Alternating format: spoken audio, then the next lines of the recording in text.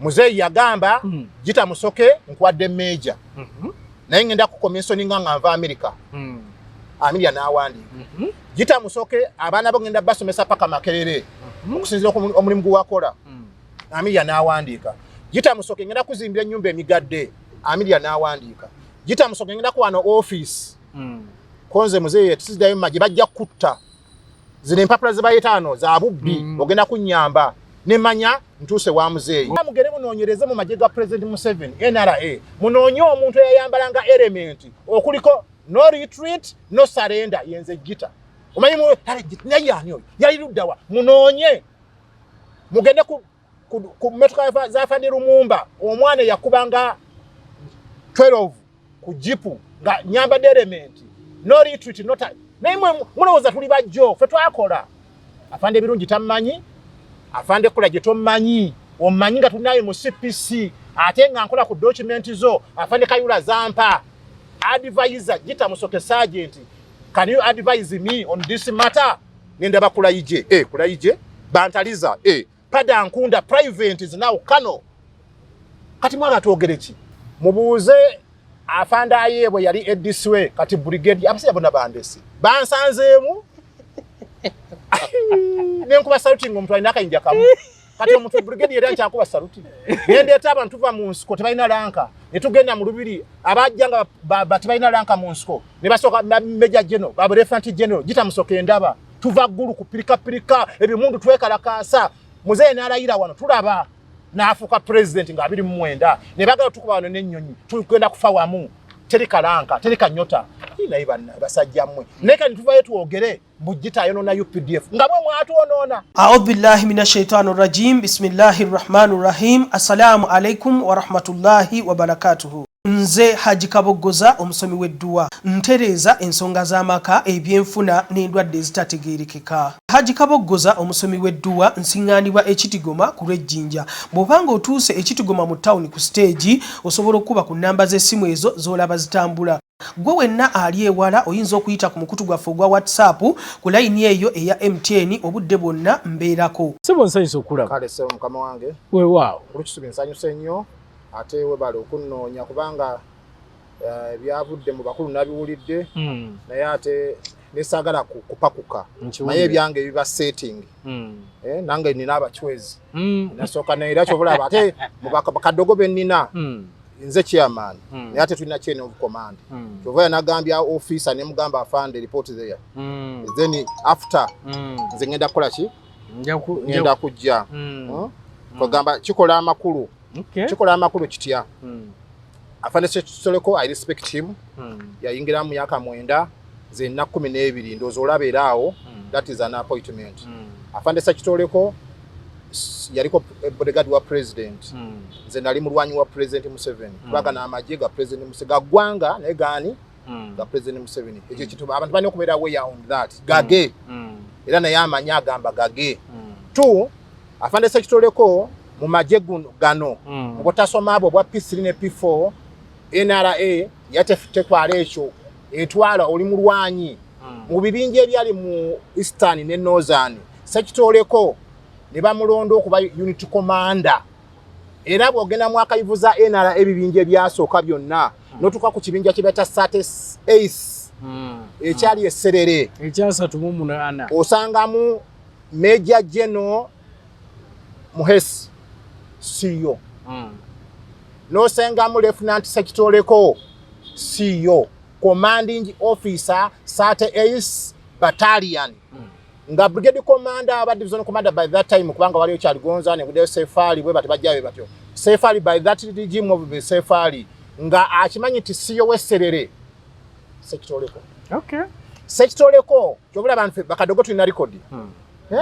wakati bolaba ali kadogo bonna bennina nasazi wamuulira byakola nateka abanechi nanga simama wewe omukazi amajene gagamba atuse kitufu oyo kadogo Soleko gwe mulaba twalina no muyekera gobeta Jesus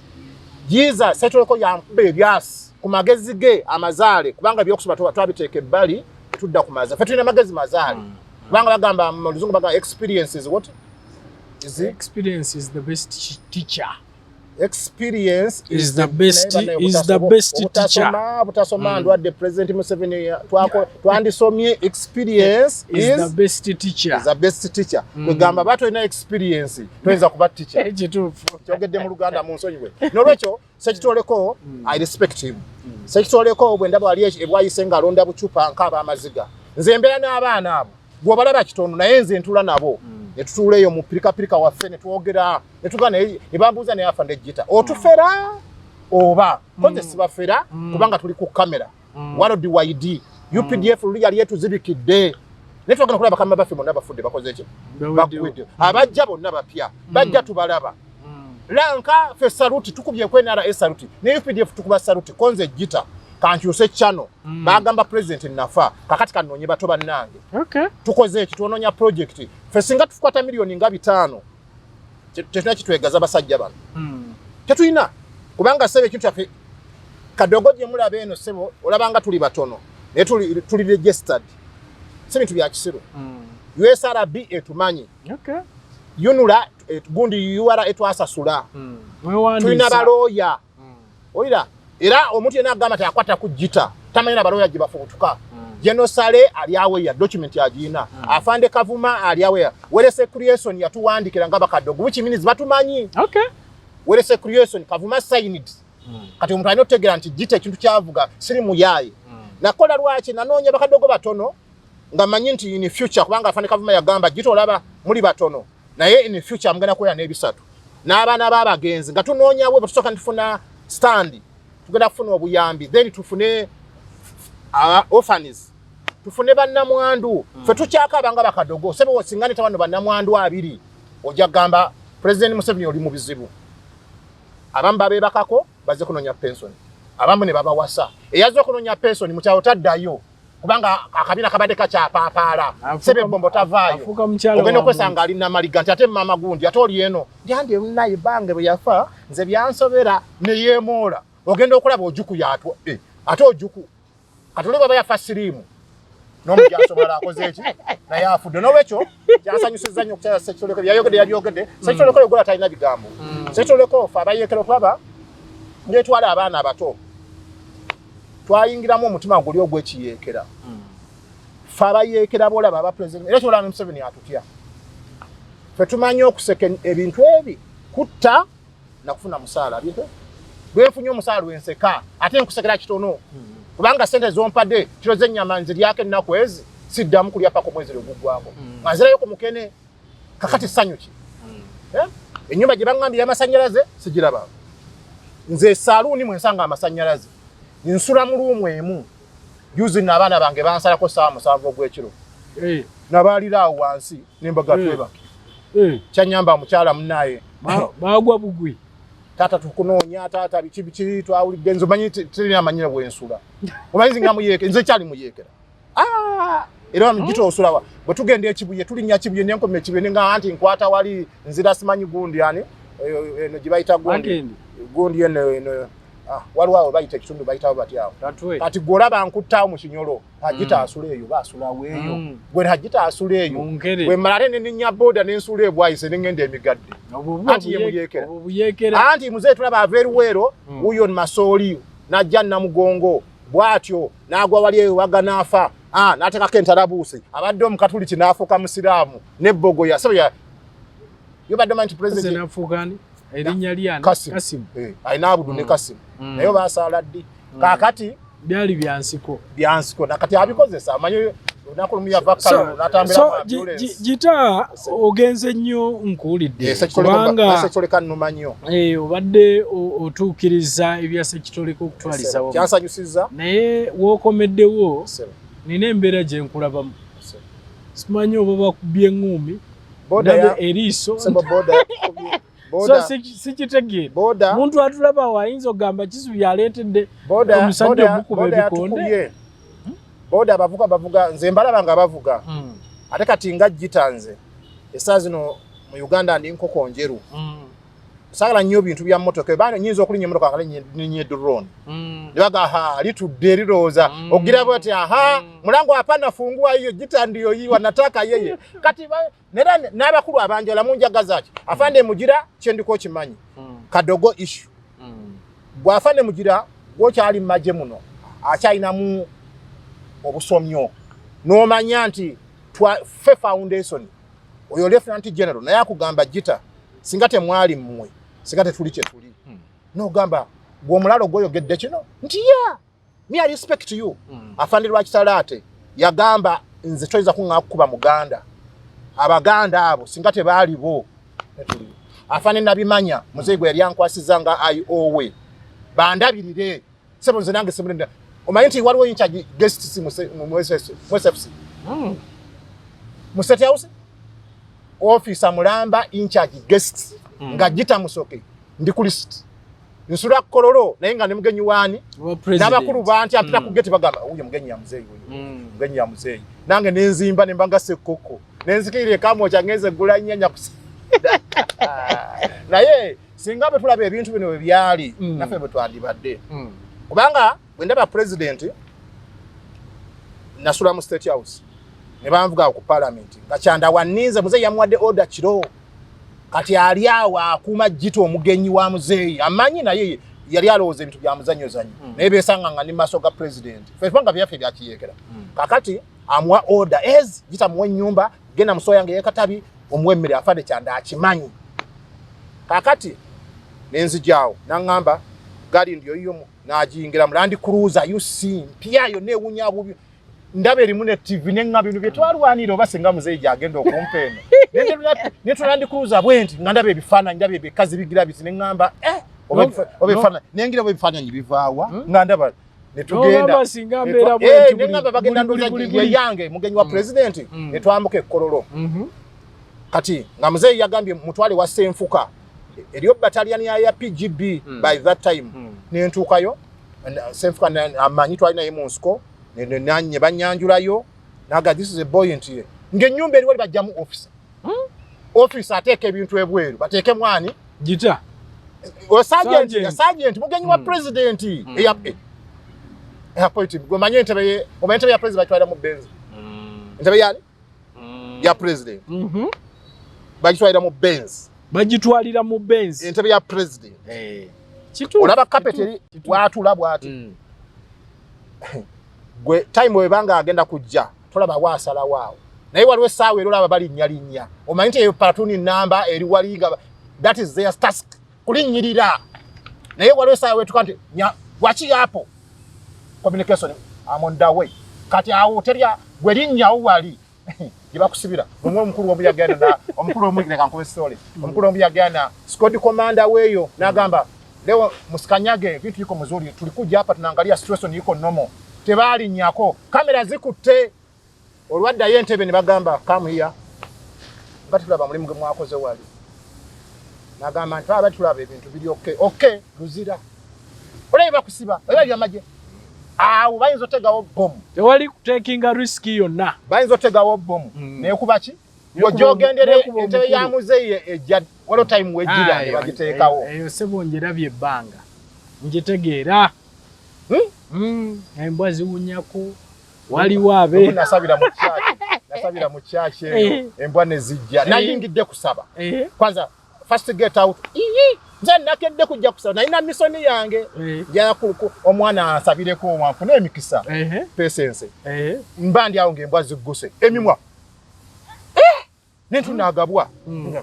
ndimusoke mufulume embwa ne zigenda mizinda lozi sikeyo bomu bitingamba chachi ya mukama embwa ebyafande bakulaje nabiwulidde mama nalwe yiso afande wanga salutu yu nabiwulidde omanyi nalwe yiso oyo obulamu bwanga inake tafali omuyanzija mu safe house president yamutuma nanchimayo neewunya ne mugane mama wakategera nti bansiba zomugoba bagenda kuba amasasi mbane nye motoka esimu nejja afande obani yakuba tokezano jawo omwana oyo ebyange byakusika miguwa ona alwana nange yesanga atagudde mu kinya ebyange biri muno koleka post nze GIITA we natuuka kubanga bino ebintu byenjogera muzeyi akimanyi nga muzeyi ebintu byabiraba yamanya kati oli mulamu bamugamba wafa konze oyogera ne gwelindako akasimu esayo no nebaga kuba wali ku switchboard wali kati nabiwulidde byava afande bange bonna Afande Kulajye, I salute you where you are. Felix, I know you. Mbebaza mwenna mwayogedde bulungi kubanga Afande Kulajye wagoberedde bulungi. Afande Kulajye yalaze ensi mbona sinkana president. That is a wrong tick. I salute you. Afande Kulajye walaze ensi nti nasibwa. That is a wrong tick. I salute you. Afande Kulajye walese ensi nti nagobwa maje ne bampa emitwalo 2. I salute you. Okay. Naye kakati nko kisubi ebya Maneleso yayogedde naye naludde mu kyaba Kadogo tetulinawo Kadogo anaina PhD. Never. Abasomya amateeka baloya we bali Bafande Kasumba, Afande Kalihola Deo, Afande Emikyaruhanga, ba accountant tulinamu Kagwa Major. Abategeeza basomye PhD ye master ngamba nti abategeeza abasomye basomye nti bangi basomye ne bwagamba nti bakoze PhD oli bwoganta alina master ne degree bifaanagana master si ye PhD kale Semuju naye yali Kadogo is a major. I know him. No, nzawo kyendowooza kiri kimu nti yategeezezza bangi basomye tebasomye basoma kujjako okweyongerako naye nga nze nnyinza okuwa listi y'abaana abato abaddeyo mu Kadogo ne basoma sebo bali bombo bameze envi tebalina bifo. Omwana yeetaddemu akasente n'asoma ka certificate kweyemwayi ye listi yonna ngiina kubanga nze natula n'Afande Kasumba emupiwe Bujenje ne mugana y'Afande feba Kadogo nangamba GIITA kyolesa kituufu advice ki netukwata document netutwala Afande Katumba Afande Katumba yes GIITA yes this is a good advice katuyamba abaana erinnya lyange mweriri. Afande Katumba n'abeera document eyo n'agiwandiikako Joint Chief of Staff cross check if those Kadogos are still alive. Omukulu gwe yagisindikira n'awandiikako nti in this army there is no longer Kadogos and nobody allowed them to go to the bush. Eyo comment Museveni bwagiraba covering internet GIITA kanjirina muzeyi bwagiraba ko omukulu agenda Luzira eri kuki bajiwandika covering letter ku document eri document n'agikasuka eri. Omwana oli bwaddayo nga followinga nga kirako omwo naye Kadogo be basikotinganga kayendo gabanga asoma wali ku parent n'agiraba n'agamba ye mpira GIITA akuba kerere nalindi awo GIITA gwe muzindalo gwaffe ekintu kikino nze GIITA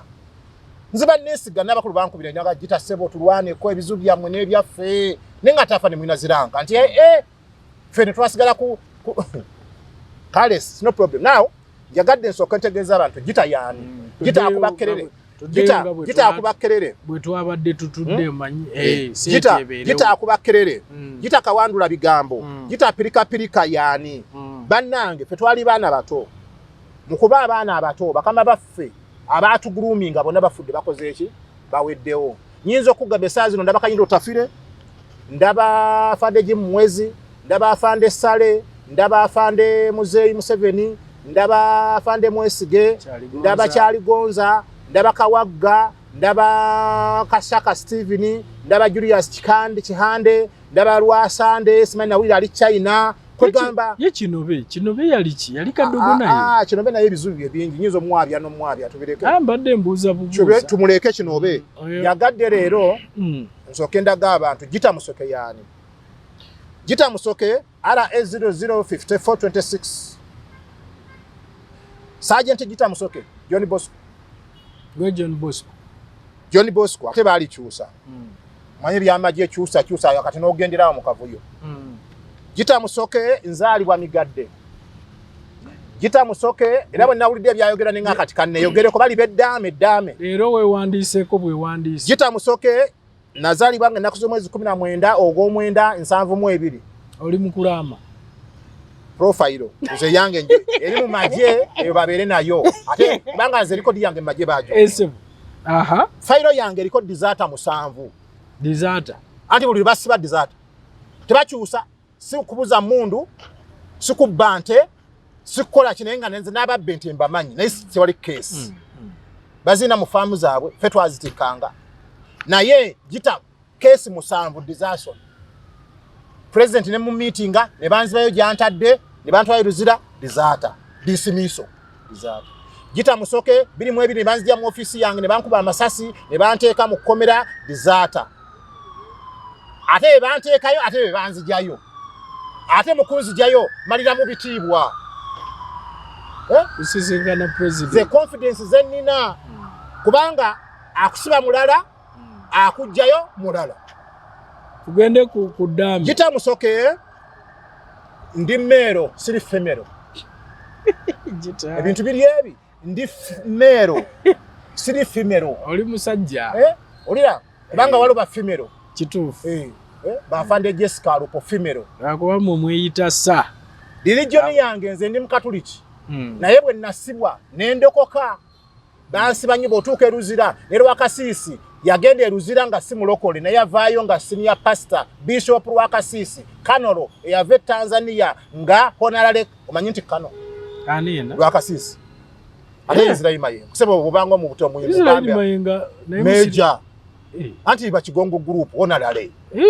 amanya Musega eri akategaya kati Tanzania ne bazabeewe ebitibwa ani yola entebe ewooma enda mu addressing anga major ajja kugamba ani yagambye ekitibwa kyange GIITA Musoke maito status nali married naye bansibe nnyo omukazi n'agamba bino sijja biso bagenda kusemwa ibamugamba oli treason bagenda masalako mutwe GIITA bamutwala kalabba bolo omukazi ayimirira ngate wali yamugambyeko nti owaye akabina ng'okanyenya ayaddayo wayi ne bamuwa omutwalo era omukyala wange baamutwala manja gavumenti manja maje mwe mwansiba aha nationality I'm a Ugandan I was born Ugandan I'm a Ugandan I will die a Ugandan I'm not proud to be a Ugandan. You're not? I'm not proud to be a Ugandan. Imanyiso nasoma kati. Nkuwulira. Each person toli musanyufu kuba muna Uganda. Each person I'm a soldier professionally. Nali rebel. Oli retired soldier. Nenfuuka nebo bali retired. Bile dekankubire. Nze nasoma records. Olabine byatalinga abasirikale retired. This is not retirement. It is just to go and relax. Nyizo kuwa formate omuntu abera retired. There is what they call ex-soldier. The time you retire you, panao afande otema wanyi general, oba general. Namusanga sergeant. Kakati is the reserve commander. General. What is the reserve? President Museveni ayinza gagana amaje gonna gagende eka. From now onwards, I want my reserve to be the army of this country. Era kyobulaga naye mwe muzanya amaje gange gyegali ategeeze nara eye era muzeeti yakyagala goba mujasi na majiwe nara e amanyiri bali bapirika okay bafyeka tera nkuongere so oli reserve force bajja baina no kunsasula they have to pay me another money ngwe tonnawummula ebyo kumulabirala nze muzeeyi solution kubanga kati nabana bagamba nti bagamba nti mbogerako bubi nze njagala bajje oba tulinya boda tugende Entebbe oba Nakasero tutuuke ku gate boba nene boba inesimu ya president bamukubire nti we are coming with GIITA naye akikola omanya bagenda kusiba tugende mu maaso ga muzeeyi bye mwagala okumbuuza tubibuulize wali kubanga najja ku kamera mu biwulire GIITA what is his point bana abaana enkaga bennina atebe abaafa list bwet bakadogo abali maje mbamanyi abali ebweru mbamanyi teri n'omu yaddayo n'asoma kati mwene muteekawo olukonko nti bakadogo abaddayo embala be bakadogo bokka omuli Ssemuju omuli Kaggwa omuli Sebisubi omuli Ekyaruhanga omuli Kalihona leka nkubuyire fe abantu abaava mu nsiko tubeere ffe yafande Kulayigye ekitono nnyo twandibadde nga bakkano kale mpa Kano yange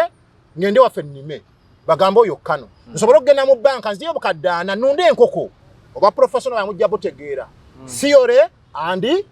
practical ebintu ebi nze mmanyi gwe ntuma wali nti GIITA oyinza okutuleetera ku mundu awo kandi andabe ogwo omukono gumenyeka mu ssibu mundu yagenze dda ebiseera ebyo irebo fe twalina abasajja abatuyigiza komando bakiswiriri afande ekiswiriri rest in peace afande koleta I salute you kati bakoleta bamanyi bajita bakoleta banji je bali eyo agambo yo musajja komando physical address migadde bombo road anjagala otuke wali wasemakula ngoyagala jita obojja president Museveni yekwekanga nadduka ne batabazadde baffe era akimanyi kakati gwaliyo nti jita atuonoona in which way mwe mwatuonoona singa temwatujja mu masomero tetwandibadde mbine ebintu byammwe bino twandibadde mbintu biranze nandibadde Dr. Wembwa nenze nembwe nyirira ngisanga mu bakulu wabo erya sente esinga n'omujaasi treatment yokka olide eza president Museveni sijjazogera ko bali mnazogerako muyinza okunkoteka mu drone naye ezammwe nina evidence embwa zammwe mwe abakulu mmwe abalowooza nti bakadogo tuli balalu mutwagenda mu nuupu Kyagulanyi struggle ye gyali mu ndala ne yajjita everybody has his own struggle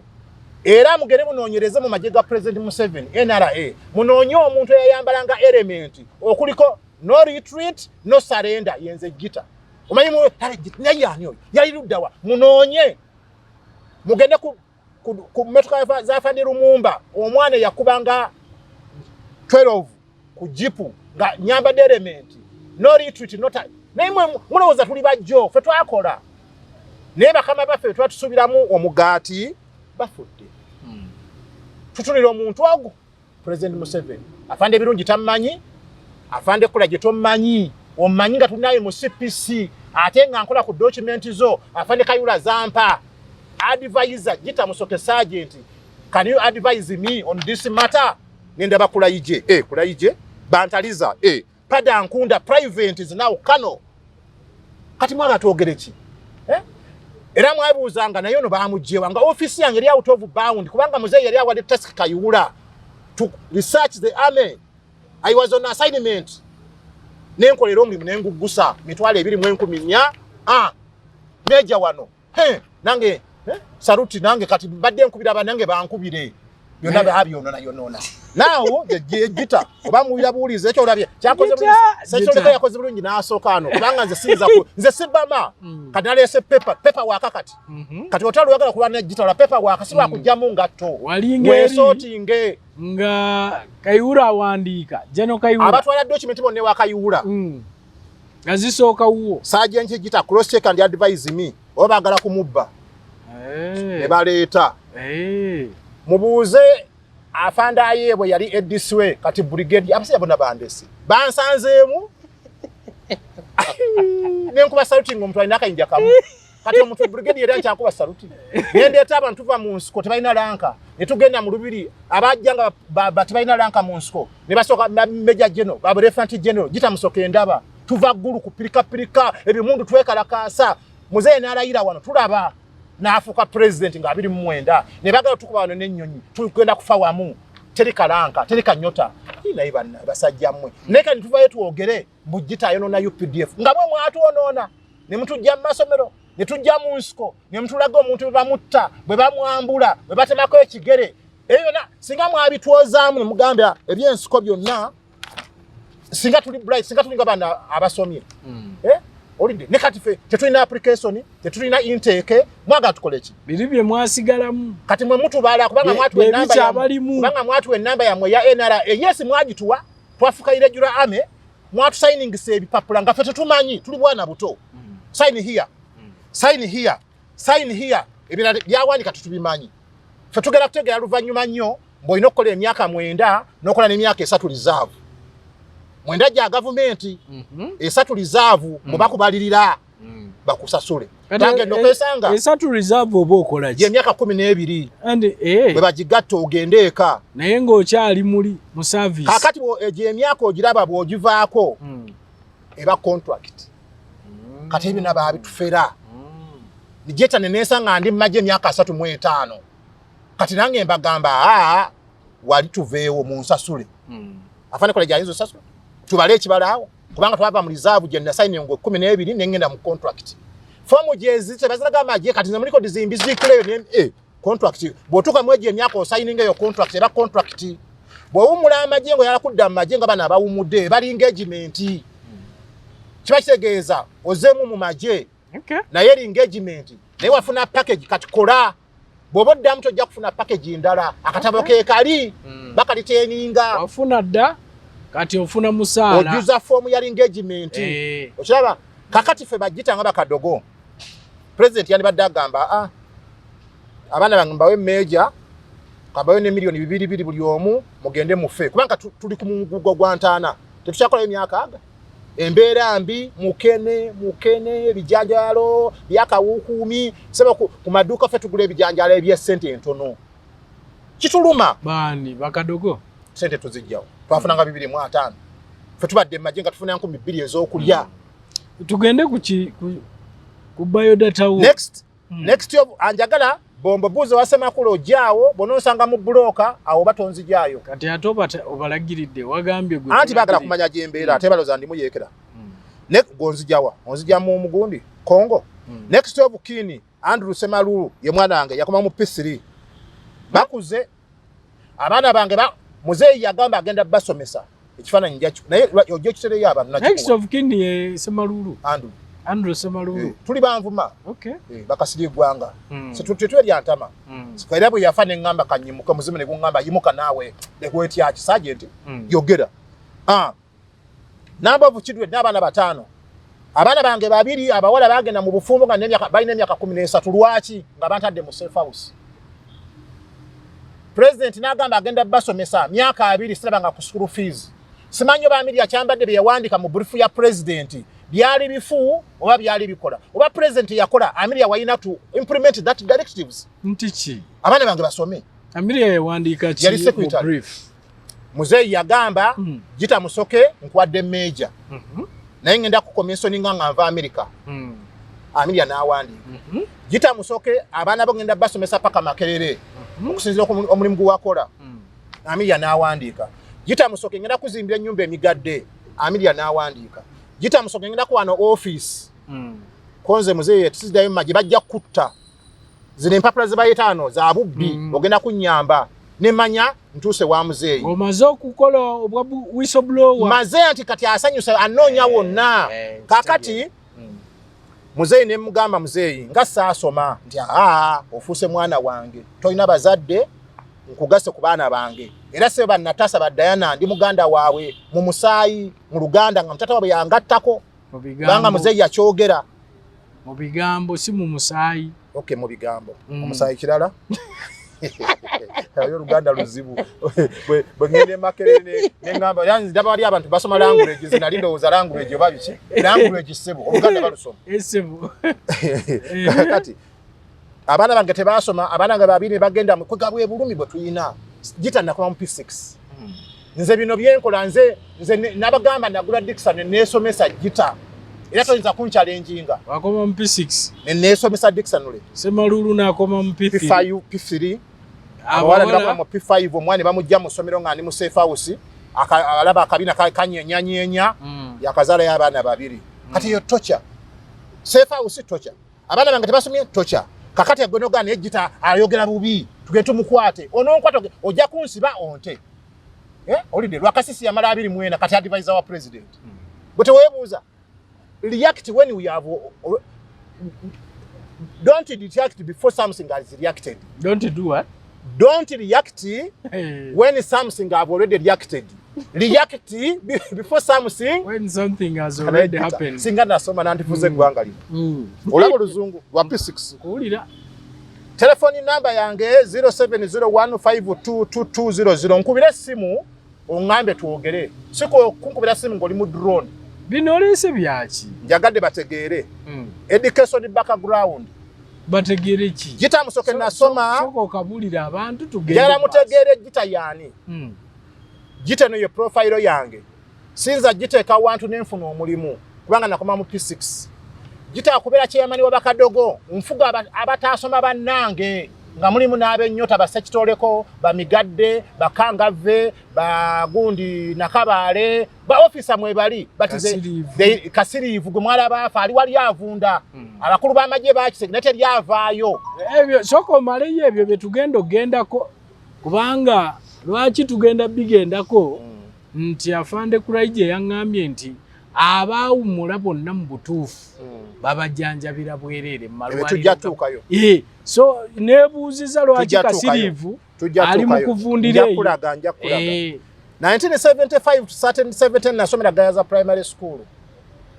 All OBs who are there, I salute you. Wale besanga be headmaster. Nengaba SGT singa nasoma. Nembe egomba. Omulala namusanze mu Kabozi auditor. Nanga gita muhiya olubuto lukome nenga se njobe. Amusanze wa? Mu auditor wa Radio Kabozi. Okay. Nengamba auditor. Fetulie emundu zaatu siriwaza. Ne Museveni yabawayo. Oliranka kikati sergeant. Ngandaba basayi bayitano bamyufu bonna konga agomatage banywana era ranka izo zali zaffe. Nze bembagamba zedi open. Ranka zaffe. Wanga nzikira muzeyi yagamba alonda. Ne lwaki mwagala okula? Atabakoza bana bano. Lwaki gita siswe sergeant. Nenda tuta muzeyi wene ngamba wamoa oli kigalo waffe. Na yesebo olwenkokola. Kakati ne nsoma 17 to 83 Migadde Primary School. Abantu abali mu uniform y'obote we banzija ne batwala mu nsiko nesanga nga nfuse mu yekera ku myaka 12 yo background ya kusoma nakoma mu P6 ayino mulimu gwa P6 anonye nve ku kamera afanye Kulaigye obwogu ina nonya ogumpe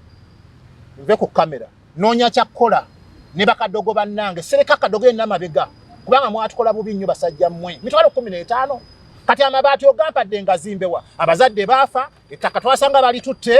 myaka gyonna gye mutukumidde maje vumiria tutute galanga tutute Kabira tutute Kagame naye basajja mwe ku kifuba gita tujja mukwata ayogera bubi kati mwagala njogere ki mwe mwatwonoona working record in army joining NRA UPDF on 19 December 1983 at age of 12 years myaka 12 kati gwaina omwana eyo nga myaka 10 jaji ng'omwana oyo okwate mundu oyigo okutta mu omujasi w'obote omwambule mu uniform omutemeke ekigere bw'obeera gwe omwana oyo kubanga nalaba wali omwana nga yakulira mu kibira ku buyegere nga alinga enkima ali akasubi wamulaba namusanga wali bagamba oyo wali abalinya n'emiti era yabeera ku miti bafumba wali emmere bya mwakasooli mubisi baba muwadduka buddusi kati bamwe engombe bwe kimutikka nadduka bambi amanyire bye byenkima bezaddu yaddukanga n'enkima ng'alina wano tektak tebamutomera taga eri wano kati n'akwata firimbi neŋŋamba kiki ati yakola ne sebe naffe twava musonga tulinga biso butaba na mikira twandibadde n'emikira myaka 5 era muzeyi Museveni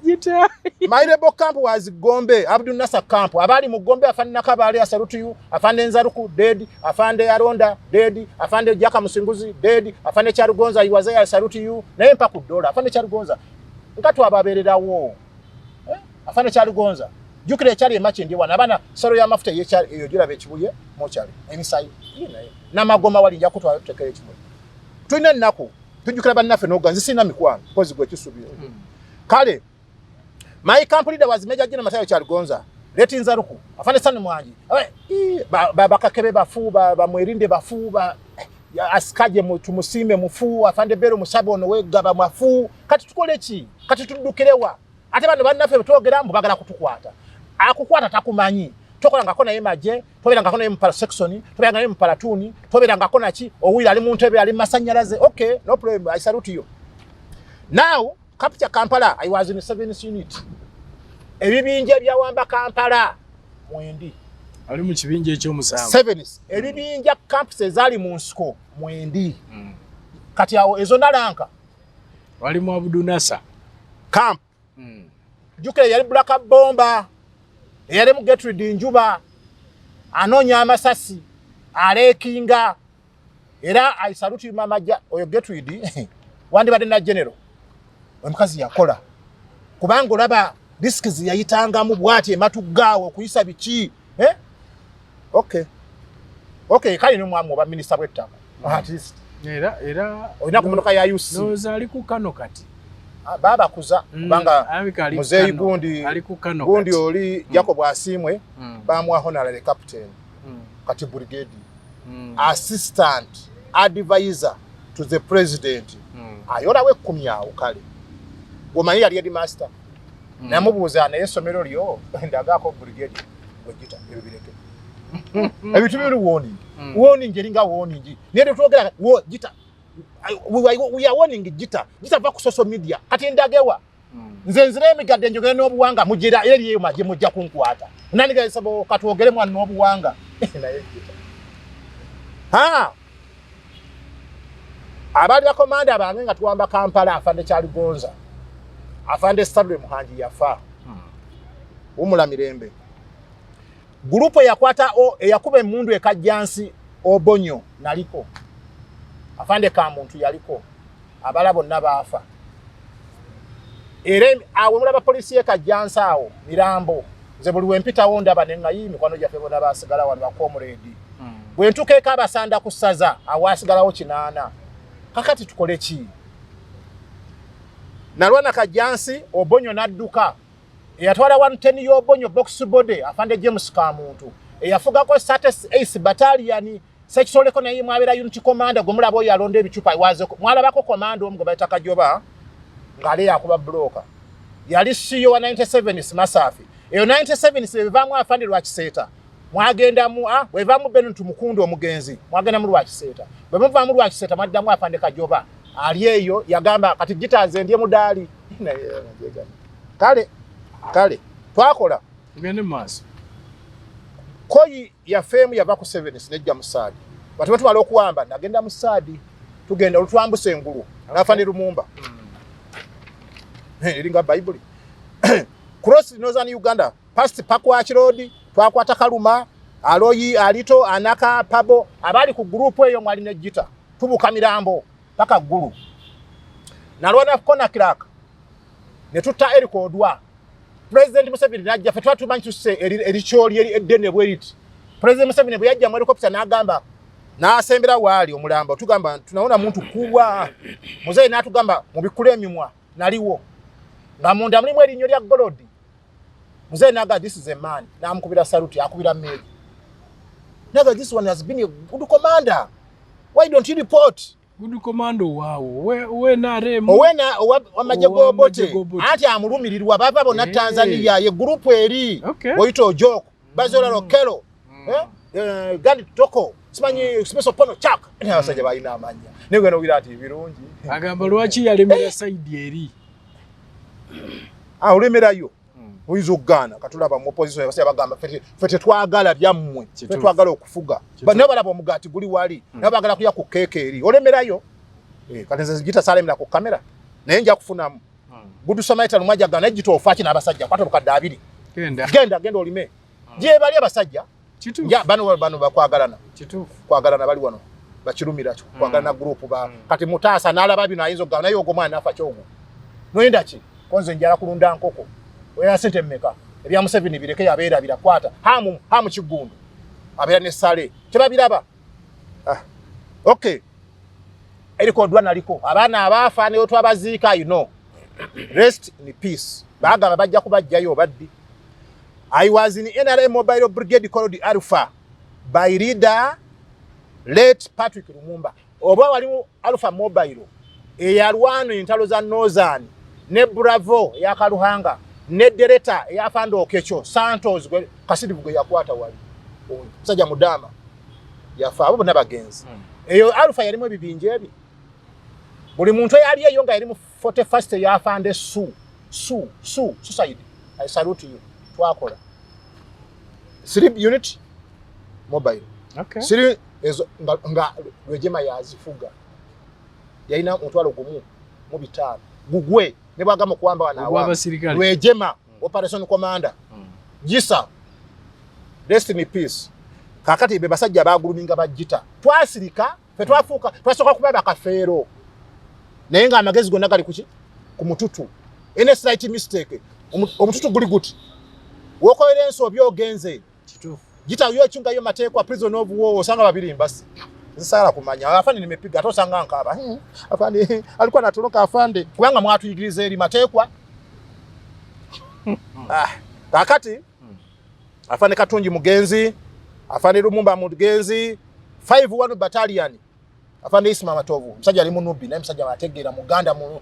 kati bambi atulekeyo bamwadde ki battalion manyi abavanga mu bine ebibinja ababa obukulu kati bambi yava mu sadi ne bamuwa 51st 50 search bwajiba ne mutwala ate coach Goma wali oludde linnya kiriwe ekyo kiyongodda side ze bibia ko kigoma ba konya mtu je chasi mufu mutabani we bamuta Wahabu waliko ADC na kusanga ngoli ADC wafanda njina nengamba naye ngofana mumanyinze mbalaba ku face nasanze wabwende eyo mbuddiso nemugamba go mutabani wabwende oli captain so compensate na mpe ebiri nengamba nemuga tata wonja ngenda mutadde mu kitabo bonamba wandise mu kitabo kyange bonna buli afira mu nsuko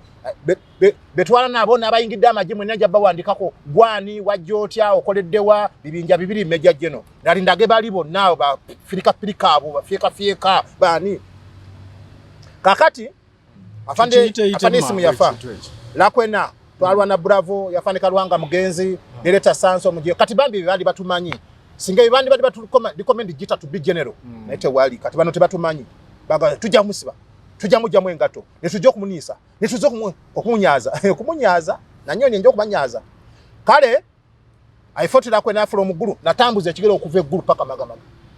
simanyi motoka bolinja ku motoka okulinya ku motoka nga bakubye oboli dead body tambwira ku motoka nayenga okoye wegomba ngo tuleko ku bonnet anti zezeti samasasi wetulwanyi weziita tumaze okiryalinga naye ate tusitwe emiramba ate tusuulako tusobola okujja erambo gye gitambulira tusobola okujjawa ejjinja mairo 2 naye gituuka batuga bagirese kati tulizika huko kwa cover ebyo byamwe classified ebagala byogerako bobyogera bakuba nkumbi natambuza ekigero okuva eggulu paka magamaga nenve maga tujja tukubagana lako nego muyisaamu amaaso sabe yatuzanyiramu yatozaayo zaamu naffe ebannaffe basigale abana banamanyi NRA bonna abasinga konyi nera kwe nababatta abasigalawo Kongo juzi twabazika Buta ne Isiro I know NRA nefuka wash out tulobatini tuli abantu nge15 President Museveni pata milioni 10 zuwe buli mwana tuve ku kamera tetuli balalu tetuli bayaye leko GIITA mulalu GIITA wale yagame GIITA mentally oli mentally iru ojojo ntwale butabika bane president yangamba bakaba bange bamugamba nagweddalu ne mugamu zei open equities mugwa tuyigiriza ani yagamba namungamba I salute you okay etukubala kwena etukerira abafa etuverira etujja Soroti Flying School abafa bebakubirira mbamanyi basiyo kamandi officer bebakuba kakama afudde talina mannyo gawana sas suicide bamkuba mukono gwo sas afande Mukasa Addison bakube ngoli mu store wekweka mu store mugongo ne bagukuba basas kugamanya abasigalawo bonna betwazikazikaawo kubanga tewali ngawo transport abantu twaleka ngaawo naye rest in peace netuve Soroti netujje Mbale ndusanga afande Kyaligonza bwe naleka MUSEVENI ngate brigade commander 151 brigade Mbale afande Kyaligonza yasokola brigade commander okay oira President Museveni najjanga ebintu biremaganyera kwe nalemye najja ne helicopters eji nga katuusa ya mdimu 12 na yagirese tukubera kwena tuine mundu eji ebiseera ebyo amaje gonna katuusa zino muzibaita simanyizi BM20 tulina ezo zijja luvanyuma nga tugenda Rwanda ezi nenga zivaawo ne zivuga ne zibuuza kuwa ebintu mubita bya muzayi naagireta nze naliko nzomanyi nze awafudde embwa awali omulambo wenda ganjagala nkakasa alese eki beba kintu y'omutoyi we kadogo ekyakuvunja we kadogo GIITA muzeyi mukaa muzeyi nedda we GIITA nze muzeyi ngambuuza talina kadogo wansi kugwatamanyi ababana bonna benneyo cream bandi badde batwana ne respect kati kwa jiyandi badaga GIITA wakadogo bo baluwa mujje nange mbwe ku medo za media yazigaba atuwe y'omutwalo waliwo chansale waliwo GIITA bale nyoba ile dala kumanya abana bano waliwo office egabe ekintu kyandi akola ngakulayigye yandiga GIITA leta abaana abo mutwe ku bigambo by'olutalo tumaliyo GIITA okay tujja tukawa afande kakati namukwatako netulwana ne baita 11 sawe tololo kati rintu yezava ngeno kati zimaira ko nabwo alwana 11 sinibagiteeka kachonga ne kayiti kye bagikola abana bafa twabaziika awo Mbale era bwe ntuuka wali kati gwotuuka mu barracks no tomanyi naye gira bwoti emisalaba giri awo n'ogamba okay rest in peace kati ebyo bituluma ayi naffe ne tutafunamu oide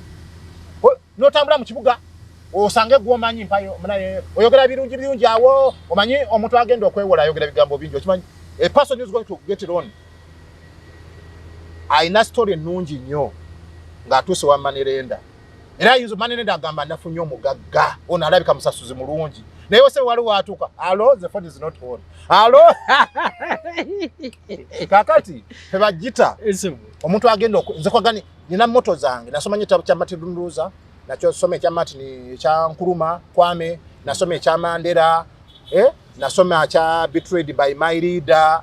afande Kazora I salute you kwegamba jita nina ebintu mutwe wano wenkutunulira bwenti nenkulaba nenga mu yayogedde ki kwegamba oyogera oyinza okwogera usa namba nga sikuteneki batenze manyi byange nengamba ali ebyo yogere byonna nembyozaamu nengamba wano yalimbye kubanga waliwo manyi kati general yatusubizaako obugogwa nesibulaba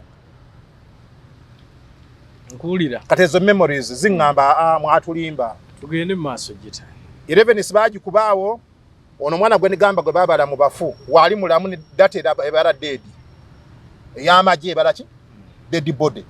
naye wali yali avuga serwadda ngesaati ye ayambala nga bisaso taina mpale kadogo atayambala empale ge kwaibe ayambala kisaati bwe twayambalanga singa bifananyi Mike William Pike tebabi mujjako twandiraze ensi ate kama nampita wali mwaka yivu jita jango bifananyi mwe ebiuliko likadogo afanye nja kujja yafa weteeka mu olunkulu nalabayo kamukano kenkulaga kanonga enviri zingangeza konyi nengamba nene babaka muntu balumumba abo bafande kageza abateganga landi mayini naye ndaitwa ayige ebintu bingi munsi ko bateganga tulaba okay yotegereza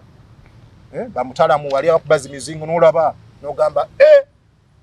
nebwatuka 11th battalion nagambye ku bantu abatambula okuva kwena jikuba tetujjamu gwe katuusa bagita katuusa lokati roncha eyocha muzee nagamba makompola yiko kidogo netwali bubi naye nze newunya abantu era President Museveni buli mujase yakuba amaje gobote wekube mu kifuba kuba twogera bino abamu tebagala kubiwulira n'abalaba akatambi kano nga mwogera ne President Museveni kana katambi mama namyalo kubanga kati gwe emundu kiti kya mwogo ya Museveni bana abala tebatumanyi ba Dumont banyani Tadwongo Dombo gwe watulumirwa bakadogo abutambi muno mwe president bagambe this is your boy from Uganda sikunjogerako bwogeze nti there is my boy alwanyisa ababbi jita anjogerako naye wendi am alive not dead sebo tukwata katuusa inzo omwe abasitwa katuusa ojiteka kajipu kemanya kali ka short chases akali akafande kiwanuka yaye twice wa Napoleon tambika 69th battalion Napoleon naye mugenzi I salute you rest in peace nitujiteka kajipu inzo omu kukatuusa ntekako 76 recoils biri nga mpya nemizinga nebikompola nitugenda mu kitogo tugende tubuuze kulakwena inzo omu kubayuza amanda battery amanda tugateke kukatuusa katoli alizo gamba jita alimba katuusa bagikuba na battery we are able nyizo kudya tochi nenfukamu amazi neyaka okikakasa tochi neyakira ku mazi ate jita mulalu kale ndi mulalu gomanyi mukomera twakolezanga omuliro muri bayekera mukomera twanywanga abakale banywanga sigala nenga tetulina bibirizi nenga banywa sigala girita na buwuziwuzi n'okolobole seminti emuliro gwaka lebo yemuyekera munskoto girikiti nakana katika musolini ne gwaka muyekera afumba nete emisana omukana ne uyo ngokusanga ofumba nkumbi bagala kiro kati ekire mmere kale tugende jita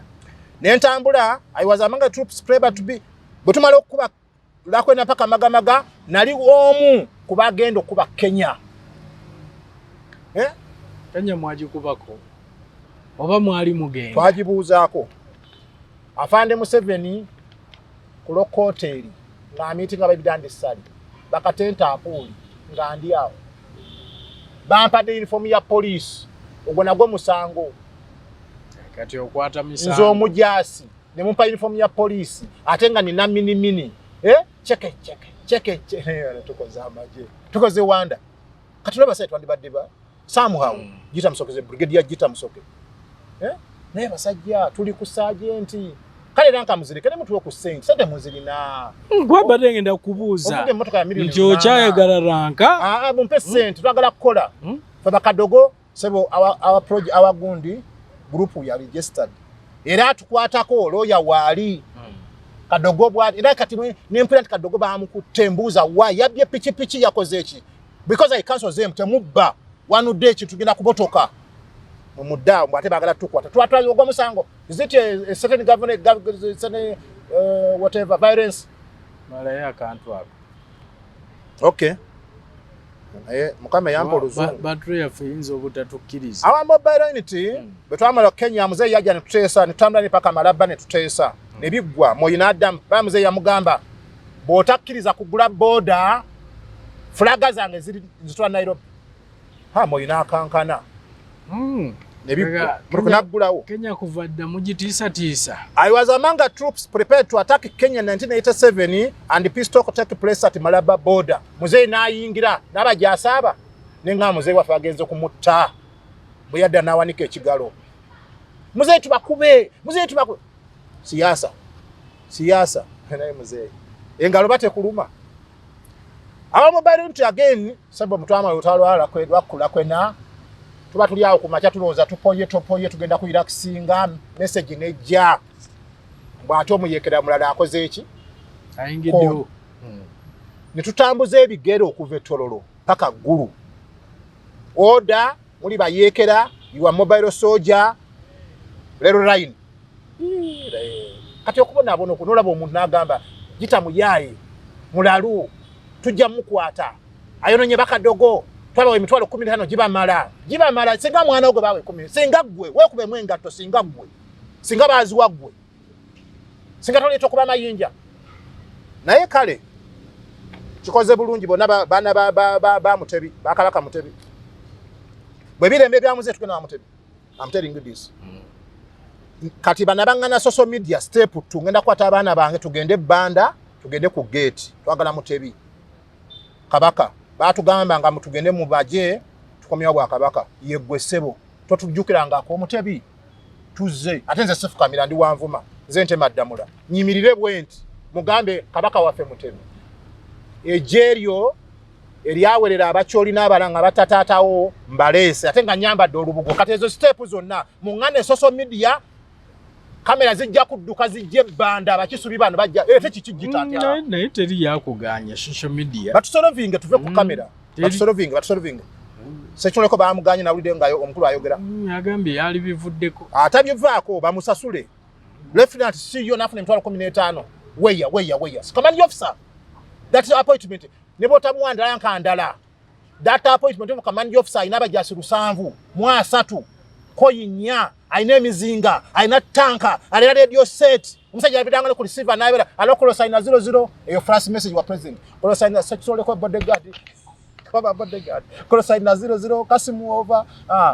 strap na ya sel namna yiko na mzuri sawa ya mzee na asirika yakakadde gumanye cyali yawo tugende nali ku bantu abatambula okuva etololo paka gulu tutandike koyi ne Rwejema Yisa Fred Rwejema omulungi w'abangi kasajja ako bannaye singa yaliwo singa ndi Rwanda naliko mobile yaffe Alpha abasinga bonna bafudde baweddewo GIITA is live ne tutandika konyi kubatandika konyi okutandika kona kamudini laibi talenga amulu minakulu anaka coach goma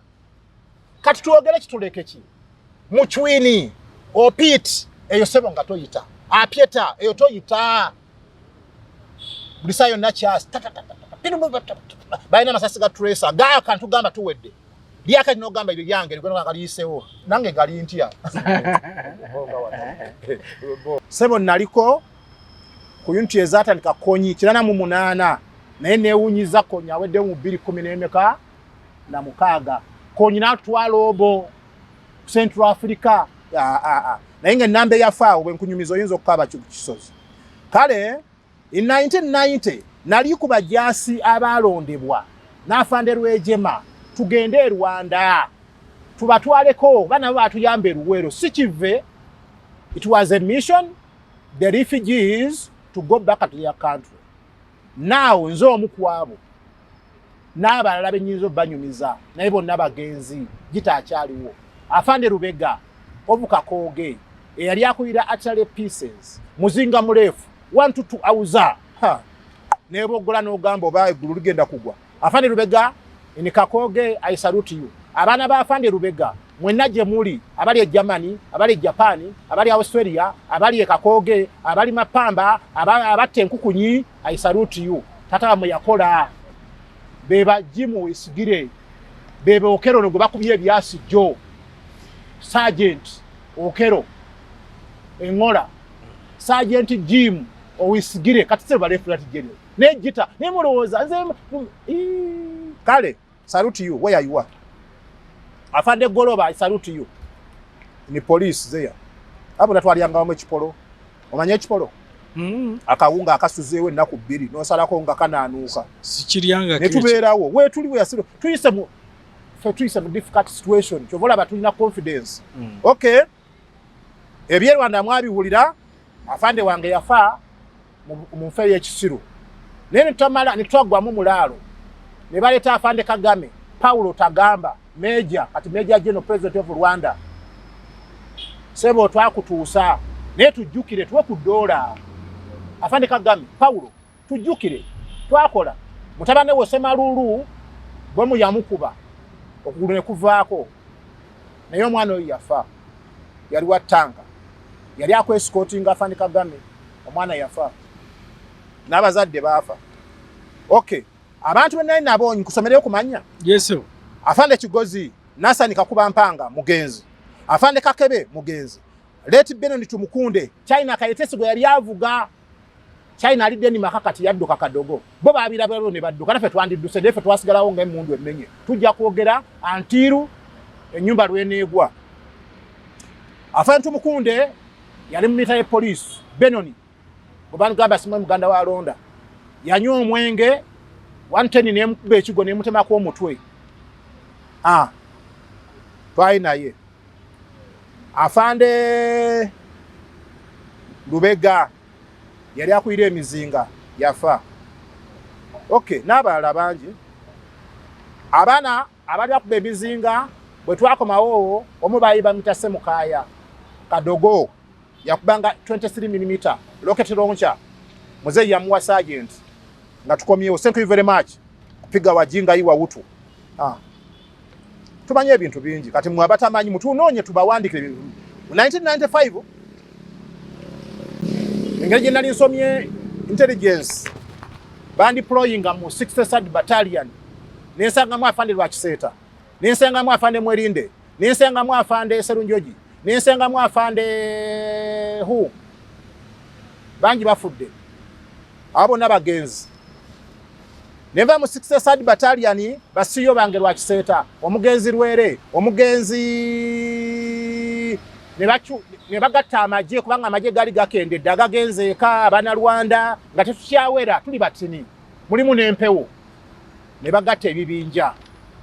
nenyingira mu kibinja kya 9th battalion bobanga olienga waliko mu 7th wesuneko bobanga olienga waliko mu 3rd battalion oba kati okyali mu sadi eyakaka wesuneko ezo yinti muliro pilika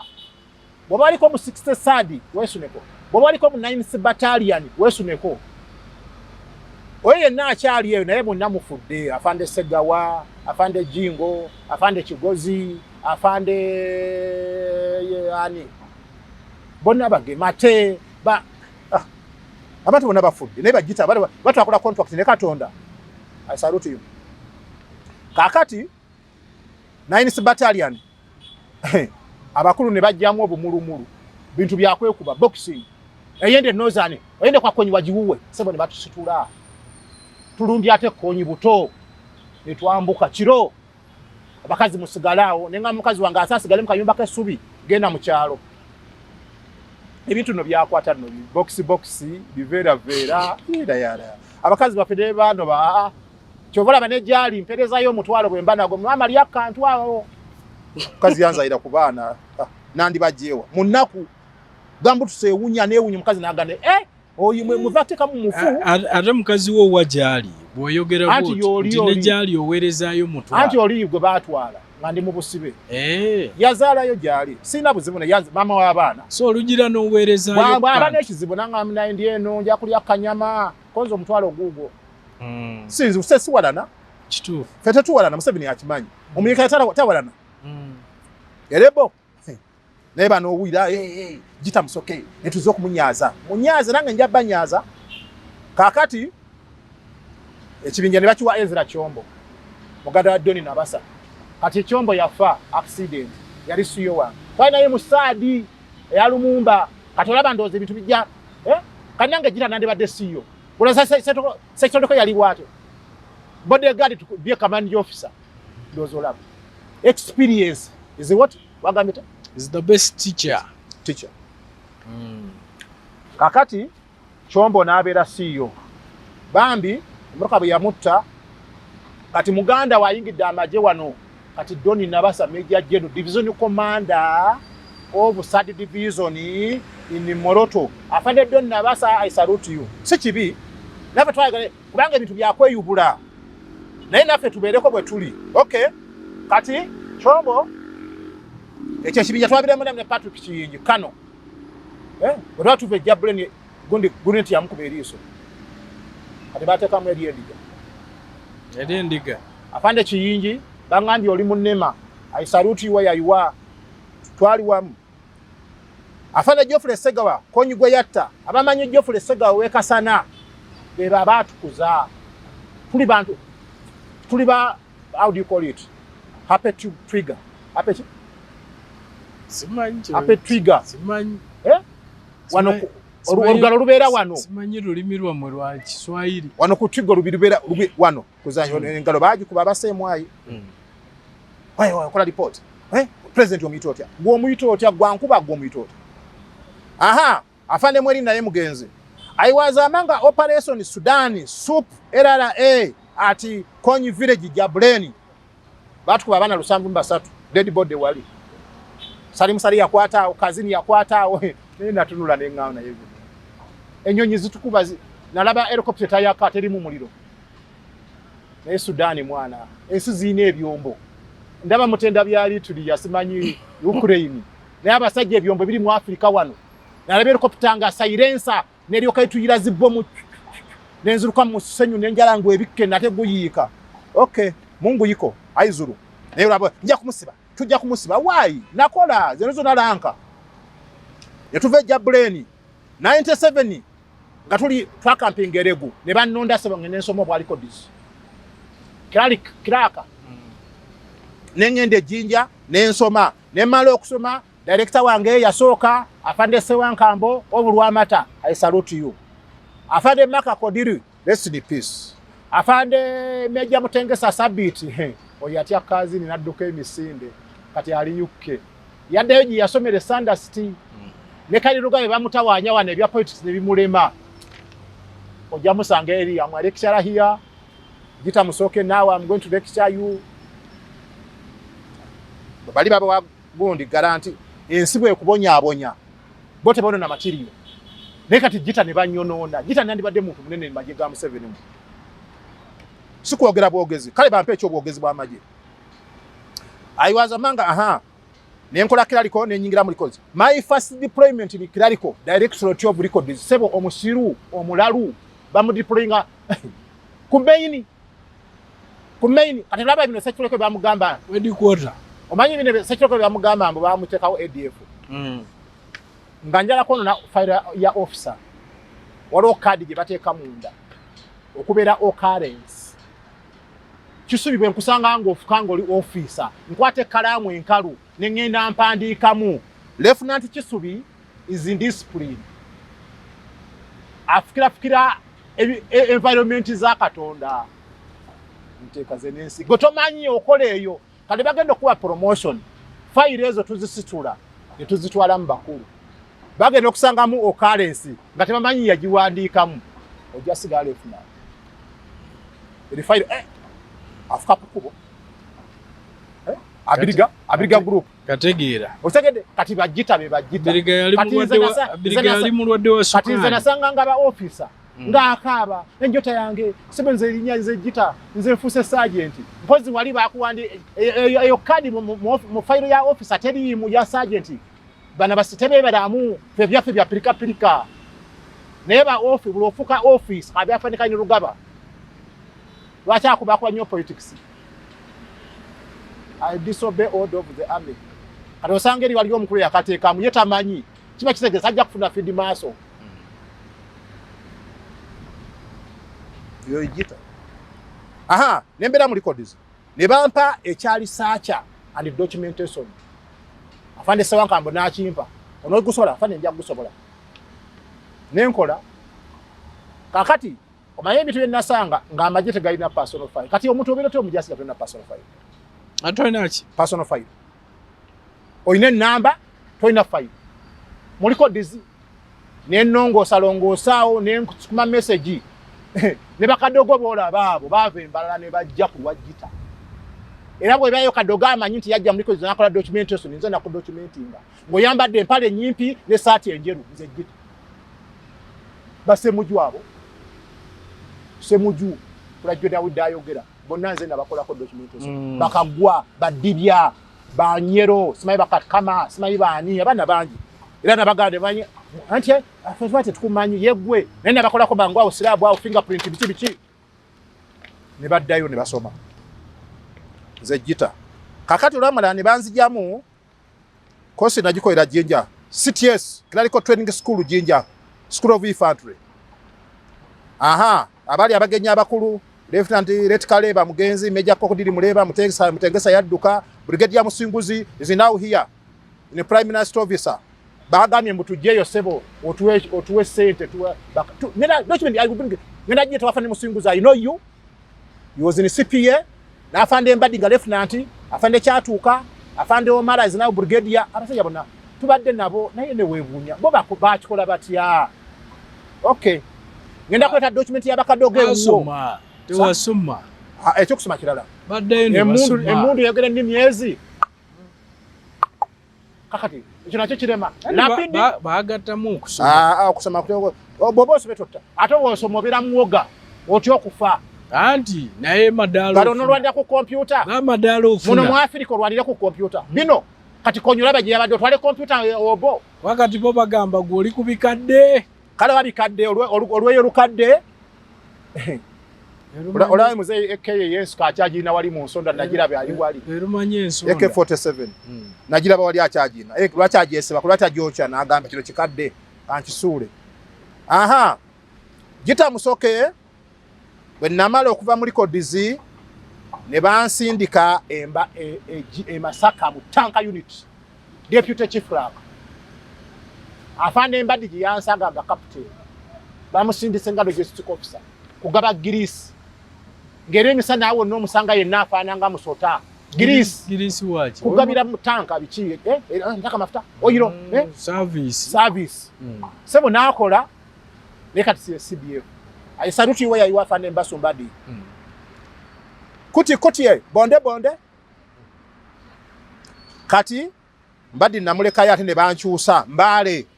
Third division. Afande Tabani Chabhende Pepe Kale, rest in peace. Afande Devi Karuhanga, rest in peace. Afande Silva Kayemba Dawo, Major General, Egypt. Na esente zofune ze Egypt dola tompa ako jita. I salute you. Abona nalina babala bafubo naba muri wabyo bani bonna bafubani.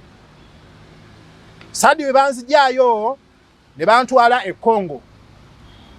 Sector Chief Clerk. Kamanda wange yali Afande Burundi Nyamwanisa. Kalisebo awasebo sina Major General. Afande Burundi, I salute you. defense attaché in Rwanda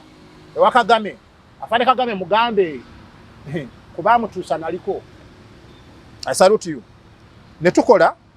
bwenva e Congo ebizibu byatandikira afande Kayula n'abikwatamu president n'amubuulira abambo jabunya ne babajjayo ne bateeka ya afande David Muwozi ne bateeka ya afande Gowa Kasiita bafuna captain ku Rwanda. On my report we are lieutenants promoted captain unit commander era afande David Muwozi okutandika okufuga amagye ekibinja unit commander Butembo Gowa Kasiita Beni oba Nimba musale ko mutwe nembere wakayula nenkola report za kulongosa magye ne banteka mu CPC Chief Political Commissar ye department mu magye erungamya omuntu wa bulijjo n'omujazi ewafande katikulu kwa afande Masiko mubadde mu afande Kayula mwali musebanga Lwanga mubadde mu afande Isoke Sono Lusoke ali Rwanda mubadde mu bani asiri afande Gundi Geno Gundi Francis Okero mubadde mwani katikulu ko Masiko kali Masiko yaliko eyo department mosanga media afande Kulayigye jafu ali wansi wa CPC yatayinza kwata GIITA katala ye Masiko amugamba no kwato wenji yakola ki jati naye ya afose now mfose political commissar. Yes, nobody I deserve to be a political commissar. Siasa eno sadese siasa kole ekintu mu butuusu bwakyo kikolebwe kakati sports and culture ebyemizanyo biri wansi waki chief political commissar ebyamasomero mu magye biri wansi chief political commissar olabe emirimu ja CPC kati Kayula ebyo nabyali emirimu gye kati Kayula antwala mu office ye mbere advisor we ku report ng'ategedde amagye galimu obubbi bagenda kumufera. Now nenkola emirimu gyange bafande Kulayigye abo nabali bajja ku desk yange owera sebo bali bajja ku desk yange banonya documents zaabwe ezokugula zi kamera nga zino nga biki nga seba bala kutukira GIITA nimuga bado na cross check nga nino kujje Kampala nonye quotation yeyo kamera jayagala yasabye obukadde 10 ate egula mukaaga nga Kayula njitwanga mbafanda ya clear this document you can answer this money. Kayula nagamba GIITA is it true nga kali sit kwe kali quotation olaba kati nange nkola emirimu gya nakalema ne Musoke ne mugamba fande yes I have which road Kampala road here sir na signinga Ivan CPC counter account officer ono wa Edeni afande Ivan yafa I salute you rest in peace na mugamba bantaliza 1 million mukaaga hakati accountant namkubire simu afande bantaliza Bakulayigye your form is here cleared GIITA yamaze okola ki ne bajje milioni mukaaga GIITA yagise bye bampalalira bachajukira biri nti GIITA nabalemye okulya kati ye byalowooza alowooza nkyali GIITA oli tabanyi GIITA ya meeting president tamena president ayogera ki nze nyinza okuba ku kamera kuno ate nga nkola ate byenkola babikolako amagye gatera pension bazibba enamba z'amagye sharing cases kati ali atola kwekyo naga GIITA yakyogedde president yakyuli n'apakuka n'akisereza mtu mukwate munkwata nina bakadogo nkaaga I have a platoon 2 platoons come when you are ready kakati nange nkanga kakati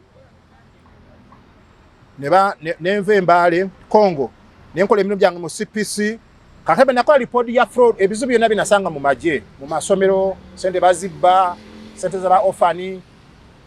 ghost names okumuza ono mwana gwe bawadde akasi esimbambi. Those people who have meetings, I call them good Samaritans. No vayo no gule simu no juwa Kalyango. Thank you very much. Mukama akwongere ebirungi kubanga kati tukuweeki tulya mukene tukuweeki ngabo yokuye mukifua no omwana oyo simu yechi yasaba naye no yali ngolumwa Kalyango bwasula taina kayumba taina chaba muri bweru mina wana nyumba zyawo zimeramu mido zirimu misota Kalyanga yezo kubeerawo nakumawo fabasime benda right twali babbi batukuza ku bukumbi ngabo baba kutta kubanga nalaba ku mulambo gw'omwana yali ebimererezi kirabira twamuleka mu nsiko kumeketa muwogo omuntu omu n'agamba afande oyo bamutte tetuli babbi bw'oba ne ka boys quarter kalyanga asobola ku mwala be bantu bali kazini be yawe emitwalo 43 mutugende eka kweganga olaba otutwala mu buyekera tulinga ffe twasaba naye nga batutira future nze GIITA siri mulalu okwogera bino bye twogera twogeza busungu lwaki tetwandibadde bwe tuti bannaffe batubetrayinga Kazola afande Kazola yawandika katabo betrayed by my leader ye kululuwe naye naffe abaana abato bakadogo we were betrayed sikutuwa mitwalo 15 sikutuwa maba katompadde mitwalo 15 zizimbe nyumba ya mitwalo 10 naye bweti bwe natambula GIITA paka ebizibu nebijja n'ensibwa emyaka 13 mu maje. A'udhu billahi minash shaitanir rajim. Bismillahir rahmanir rahim. Assalamu alaikum wa rahmatullahi wa barakatuhu. Nze Haji Kabogoza omusomi w'edduwa ntereza ensonga z'amaka ebyenfuna n'endwadde ezitategeerekeka. Haji Kabogoza omusomi w'edduwa nsiŋŋaanibwa ekitigoma ku lw'ejjinja. Bw'obanga otuuse ekitigoma mu ttawuni ku siteegi osobola okuba ku nnamba z'essimu ezo z'olaba zitambula. Gwe wenna ali ewala oyinza okuyita ku mukutu gwaffe ogwa WhatsApp ku layini eyo eya MTN obudde bwonna mbeerako.